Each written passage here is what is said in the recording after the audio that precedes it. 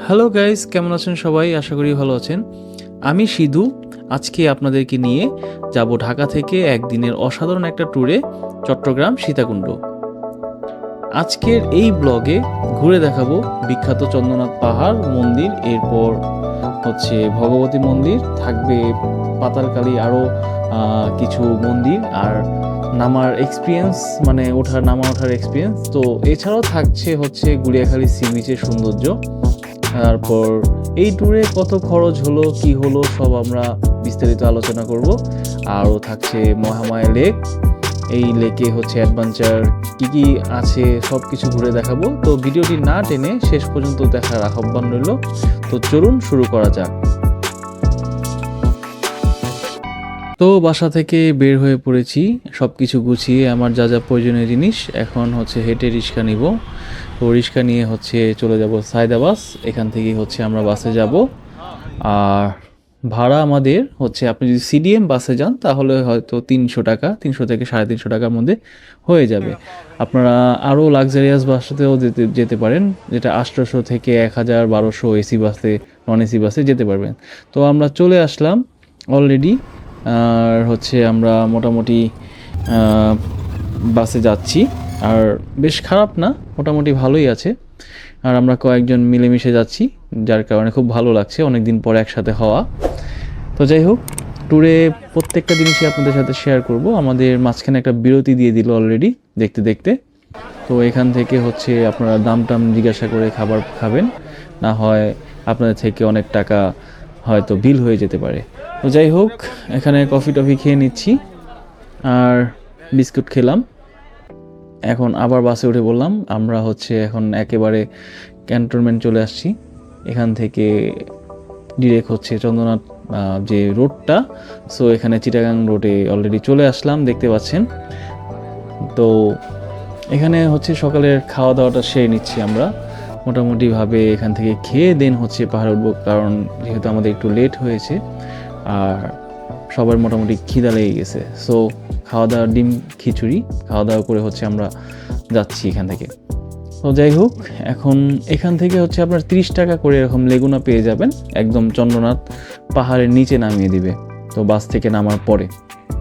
তো এই হচ্ছে বিভিন্ন মন্দির, আর আমরা এখানে যেহেতু খাওয়া দাওয়া করছি, দ্যাটস ওয়াই আমরা এখানে স্নান করে হচ্ছে আমরা উপরে উঠবো। মন্দিরে হয়তো পূজা দেওয়ার প্ল্যান আছে, সো আর কি আমরা এখান থেকে স্নান টান করে নিই, দেন হচ্ছে আপনাদের সাথে কথা হবে।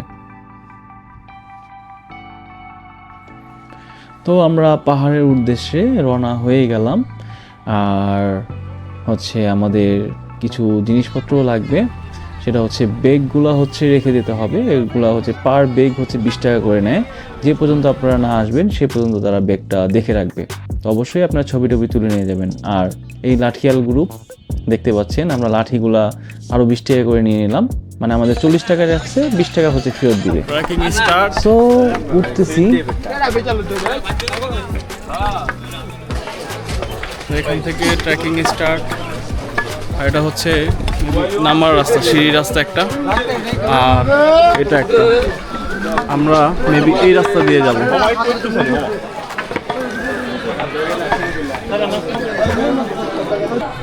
দেখি কতক্ষণ লাগে, আপনাদেরকে জানাবো আপডেট। তো চলুন যাওয়া যাক।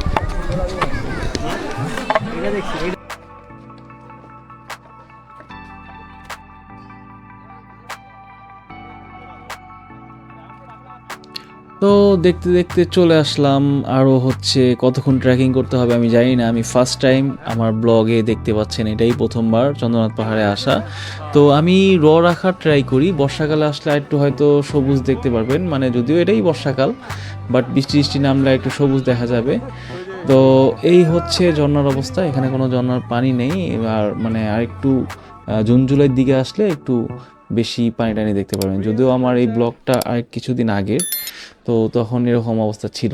আর সবাই ঈদের সিজনটাতে না আসার ট্রাই করবেন, কারণ ওই সময় মানুষ প্রচণ্ড পরিমাণ ভিড় থাকে, তো আপনারা স্বাচ্ছন্দ্য বোধভাবে উপরে উঠতে পারবেন না, যেটা আমাদের সাথে হয়েছে। তো যাই হোক, আমরা রোজার ঈদের পরে আসি, সরি কোরবানি ঈদের পরে আসি। সো দ্যাটস ওয়াই আমাদের একটু এরকম মানুষজন চাপ ছিল, যেহেতু বন্ধ ছিল। আর একে তো সোমবার, এখানে সোমবারটাই খুব ভিড় হয়। তো যাই হোক, চন্দ্রনাথ মন্দির সম্পর্কে যদি একটু ধারণা দিই, চন্দ্রনাথ মন্দির বাংলাদেশের অন্যতম প্রাচীন ও বিখ্যাত হিন্দু তীর্থস্থান। এটি সমুদ্রপৃষ্ঠ থেকে প্রায় 1150 ফুট উঁচু চন্দ্রনাথ পাহাড়ের চূড়ান্ত অবস্থিত। হিন্দু ধর্মাবলম্বীদের বিশ্বাস অনুযায়ী ৫৫টি শক্তিপীঠের একটি। কথিত আছে দেবী সতীর ডান হাত এখানে পড়েছিল। সেই কারণে প্রতি বছর বিশেষ করে শিবরাত্রি এখানে লাখ লাখ ভক্তের সমাগম হয়। পাহাড়ের ওঠার সময় অনেক সিঁড়ি রয়েছে, সেই সঙ্গে অবশ্যই পানি রাখবেন। উপরে উঠতে একটু কষ্ট হলেও চূড়ান্তে পৌঁছালে চারপাশে পাহাড়, সবুজ বন আর বঙ্গোপসাগরের সেই দৃশ্যটা আপনারা উপর থেকে দেখতে পারবেন, যদিও অনেকটা দূর থেকে দেখা যায়। তো যাই হোক, অবশ্যই জীবনে একবার হলেও এই ট্রেকিংটা করবেন, তাহলে ভালো লাগবে যদি আপনি অ্যাডভেঞ্চার প্রেমী হয়ে থাকেন। সো দেখতে পাচ্ছেন আজকে অনেকটাই ভিড়, অনেকটা মন্দিরে অনেক মানুষ আর অনেকটা মেঘ জমে আছে আকাশে। তো এখন আমাদের নামার পালা, আমরা এখন নামবো নিচের দিকে, আপনাদের সাথে শেয়ার করব। চলুন যাওয়া যাক।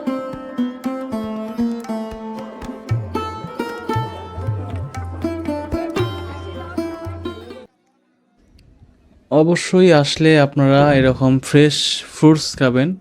এই ফলগুলা হচ্ছে খুবই ভালো লাগে, পাহাড়ি ফল, তরমুজ, আনারস, সব কিছু একদম ফ্রেশ, তো ভালোই লাগবে খেলে। তো এখন আমরা নামতেছি। ওঠাটা যতটা কষ্টকর তার থেকেও বেশি কষ্টকর হচ্ছে নামার, কারণ বড় বড় সিঁড়ির ধাপগুলা নামতে বেশ ভালোই আর কি একটু পায়ে লাগছে।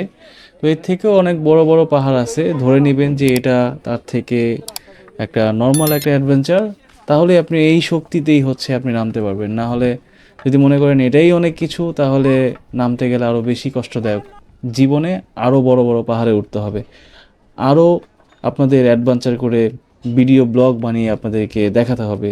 সো এই শক্তিতেই হচ্ছে আমি ধুমধাম করে নেমে যাচ্ছি। আর একটু মানুষ ভিড়, এই কারণে হচ্ছে বিড়ম্বনাটা একটু বেশি, কারণ সামনের দিকে মানুষ না নামলে হচ্ছে আমিও নামতে পারতেছি না। তো বেশ ভালোই লাগছে, আর সিনারিগুলি বেশ পাহাড়ের ভিতর দিয়ে। আর ঠিক এই জায়গাটা দিয়ে হচ্ছে আপনারা পাতালকালীর এখানে যেতে পারবেন, একটা জায়গা। সো আমরা সেখানে যাচ্ছি না, কারণ আমরা অনেকজন একসাথে আসছি, আর আমি একটা ট্যুর গ্রুপের সাথেই আসছি বলা চলে। তো যার কারণে অনেকজন মানুষ, দ্যাটস ওয়াই আর কি যাওয়া হচ্ছে না। তো আমরা হচ্ছে আবার মোটামুটি নেমেই গেছি। নেমে এখানে ভগবতী মানে ভারতী মন্দির আছে। তো এখানে হচ্ছে যে সতীর যে পীঠ, তো সেটাই আর কি আপনার এখানে রাখা আছে। আর এই হচ্ছে সব কিছু এখানে একটু ডিটেলস পড়ে নেবেন। আমি ব্লগে এত কিছু ভবানী মন্দির। তো এই জায়গা থেকেই উঠেছিলাম, মানে বাম পাশের যে রাস্তাটা ওইখান দিয়ে মানে উঠতে গেলে, আর এখান দিয়ে হচ্ছে নামছি। ভিতরে বেশ অনেক কয়টা মন্দির, সেখানে বসে বিশ্রাম নিতে পারেন আপনারা চাইলে। তো এখন হচ্ছে আমরা গুলিয়াখালী সি বিচের উদ্দেশ্যে রওনা দিয়ে দিছি। দেখতে পাচ্ছেন এই রাস্তাটা ধরেই হচ্ছে গুলিয়াখালী সি বিচ যেতে হবে। আর এখানেও আপনারা বোট ভাড়া করে যেতে পারেন, বিভিন্ন রকমের, একটু দামাদামি করে নেবেন। পার পারসন হয়তো 100 টাকা করে পড়তে পারে। তো গুলিয়াখালী সি বিচটা আসলে একটা মনোমুগ্ধকর জায়গা এই সীতাকুণ্ড ট্যুরে।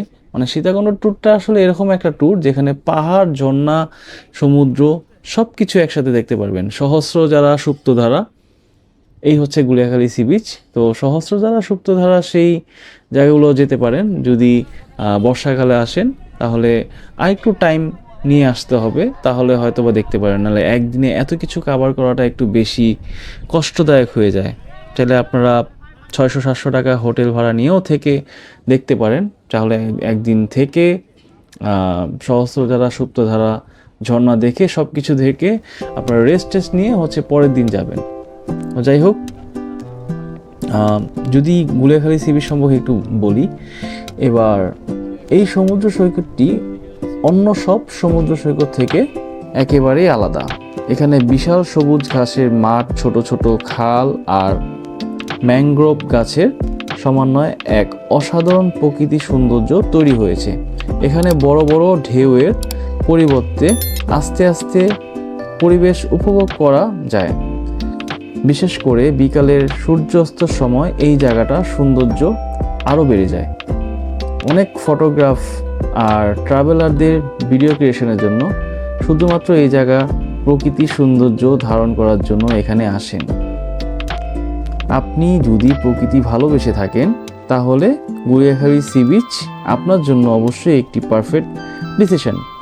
সো এই যে দেখতে পাচ্ছেন আসলে চন্দ্রনাথ পরে এদিকে আসার আর কোনো ফিলিংস ছিল না, তারপর আসলাম। না আসলে হয়তো ট্যুরটাই বৃথা লাগতো। সো ভালো লাগছে, আসার পরে একটু কষ্ট হইলো, আসছি, এতে খুব ভালো লাগতেছে। আসলে কি বলবো, মানে এই যে পরিবেশটা দেখতে পাচ্ছি এত সুন্দর, এত ভালো লাগছে। আসলে এই জায়গাটা না আসলে সীতাকুণ্ডের ট্যুরটা হয়তো অকমপ্লিট হয়ে যেত, মানে যেটাকে বলা হয় অসম্পূর্ণ। যাই হোক, আর ভালো লাগছে খুব দেখে, মানে যেটা আমি এত পরিমাণে আসার ইচ্ছে ছিল এই জায়গাটায়। কারণ সমুদ্র সৈকত কক্সবাজার কয়েকবার যাওয়া হয়েছে, তো কিন্তু এই জায়গাটাতে আসা হয়নি। সবসময় হচ্ছে বৃষ্টির একটা সিজনে দেখতাম এই জায়গাতে বৃষ্টি পড়তেছে, সমুদ্রের ঢেউ, আর সেই যে একটা মাঝখানে যে ফাঁকা ফাঁকা জায়গাগুলো আছে সেখানে হচ্ছে সমুদ্রের যে যখন আরও মজা লাগে যখন সমুদ্রের পানিগুলা এগুলোর ভিতরে পৌঁছে যায়। সো এখানে একটা নির্দিষ্ট টাইম আছে, এই টাইমের পরে এখানটাতে হচ্ছে থাকা যায় না। সেটা হচ্ছে বিকেলের ঠিক পরপরই আপনার যে ট্যুরিস্ট যে পুলিশগুলো আছে ওরা হচ্ছে এখান থেকে সবাইকে হচ্ছে বের করে দেয়, কারণ না হয় কোনো রকমের দুর্ঘটনা হয়ে যেতে পারে। সো তখন সমুদ্রের ঢেউগুলো আসলে একটু বেশি থাকে, উত্তাল থাকে বিকেলের পর থেকে। জোয়ার ভাটার একটা যে বিষয় আছে সেই বিষয়টা আর কি।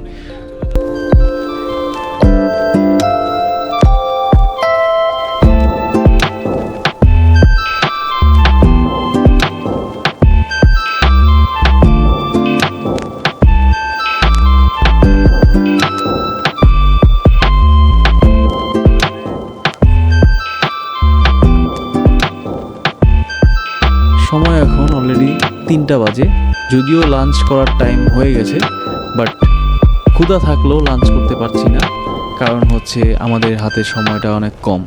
এখান থেকে প্রায় 25 থেকে 30 কিলোমিটার বাসে করে মহামায়া লেকে যেতে হবে। তার জন্য আর কি যেভাবেই হোক ওইখানে আমাদের রিচ হতে হবে, দেন হচ্ছে আমরা লাঞ্চ করব প্ল্যান করি। আসলে ঘুরতে আসলে এরকম একটা কষ্ট থেকেই যায়, কারণ হচ্ছে সময় পারা যায় না। একদিনে যদি অনেক জায়গায় ঘোরার ট্রাই করেন সেটাই হয় আসলে। তো এখন হচ্ছে মহামায়া লেকের দিকে যাচ্ছি। তো আমরা 60 টাকা করে বাসে আসলাম ওইখান থেকে, আর এখান থেকে হচ্ছে 100 টাকা সিএনজি ভাড়া, মানে 5 জনে পার পারসন 20 টাকা করে হয়ে যাবে। তো এই হচ্ছে মহামায়া লেক, যেখানে বোটিং, কাইকিং সব কিছুই করতে পারবেন। সো আপনাদেরকে যেয়ে দেখাচ্ছি আসলে। তো চলুন যাওয়া যাক। এই হচ্ছে ট্রেন লাইন, এই ট্রেন লাইনটা ধরেই হচ্ছে আপনারা সীতাকুণ্ড যেতে পারবেন, যেটা নাকি মেইল ট্রেন বলে, সীতাকুণ্ড মেইল ট্রেন। তো সেটা চিটাগাং পর্যন্ত যায়, রেল স্টেশন পর্যন্ত।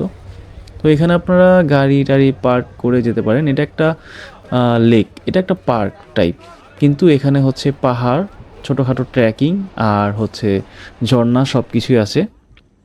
সো মহামায়া লেক সম্পর্কে যদি একটু বলি, মহামায়া লেক বাংলাদেশের দ্বিতীয় বৃহত্তম কৃত্রিম মিঠা পানীয় জলধারা।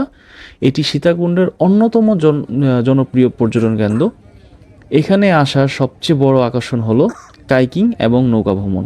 চারপাশে সবুজ পাহাড়, পানি আর নিরিবিলি পরিবেশ মনকে এক অন্যরকম প্রশান্তি দেয়। আপনি চাইলে কায়েক ভাড়া নিয়ে নিজের মতো পুরো লেক ঘুরে দেখতে পারেন। এছাড়াও বোটিং ব্যবস্থা রয়েছে।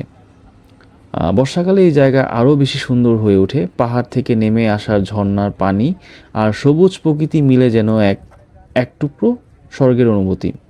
তো আর এখানে অ্যাডভেঞ্চারের জন্য আপনারা আসলে ক্যাম্পিং করেও থাকতে পারেন। এখানে হচ্ছে তাদের সাথে কথা বলে নেবেন। আর এখানে শুধু ফ্যামিলি নিয়ে আসা যায় না, এখানে শুধু মানে মেল পার্সন মানে ছেলেরাই থাকতে পারবে, কারণ বোঝেনি তো সেফটির ব্যাপার স্যাপার আছে। আর এখানে হচ্ছে আপনারা থেকে যেতে পারেন এক রাত থেকে, তারপরে হচ্ছে আপনারা হচ্ছে তাঁবু দিয়ে আর কি, যেটাকে বলে আর কি ক্যাম্পিং করে থাকা। সো বারবিকিউটা আর কি বিকিউ করে হচ্ছে আপনারা পরের দিন যেতে পারেন। সো যাই হোক, আমার কাছে পার্কটি খারাপ লাগেনি, ভালোই লাগছে। আর এই যে বড় বড় যে গাছগুলো আছে, পাইন গাছ না কি গাছ বলে আমি ঠিক জানি না, বেশ মানে মনে হবে যে একটা অন্যরকম একটা জায়গায় চলে এসেছেন, মানে ফরেন কোনো কান্ট্রিতে। দেখে খুব ভালো লাগছে না? আসলে খুবই ভালো লাগছে, যখন নিজের চোখে সরাসরি দেখতে পারবেন তখন আরও বেশি ভালো লাগবে। তো আজকের এই ব্লগটা এই পর্যন্তই ছিল। আমি 3টা জায়গায় দেখালাম। আমি সহস্র যারা সুপ্ত যারা যাই নেই যেহেতু, সো দেখাতে পারলাম না, অন্য কোনো এক সময় যাব। আর ওইখানে খবর নিয়েছিলাম যে এই যে আমি যে সময়টা আসছি এই সময়টাতে আপনার যে কোরবানিদের পরে, এই এখন আমরা লাঞ্চ করে নিচ্ছি, যে দেখতে পাচ্ছেন লাঞ্চ করে নিলাম। তো এই সময় আপনার হচ্ছে ঝর্ণার পানি ছিল না, দ্যাটস ওয়াই আমরা ওই জায়গায় যাইনি। সো আমাদের লাঞ্চ হচ্ছে ভাত, মুরগির মাংস, ডাল, এই নর্মাল একটা খাবার দাবারই ছিল। তো মহামায়া লেক থেকে বেরিয়ে পড়লাম। এখন আমরা বাসের উদ্দেশ্যে রওনা হব। তো আমরা বাসে উঠে ডিরেক্ট ঢাকা চলে যাব, হয়তো সন্ধ্যার মধ্যে পৌঁছে যাব, সন্ধ্যা না হলো 9টা থেকে 10টা বাজতে পারে। সো এই ছিল আজকের এই ভিডিওটি।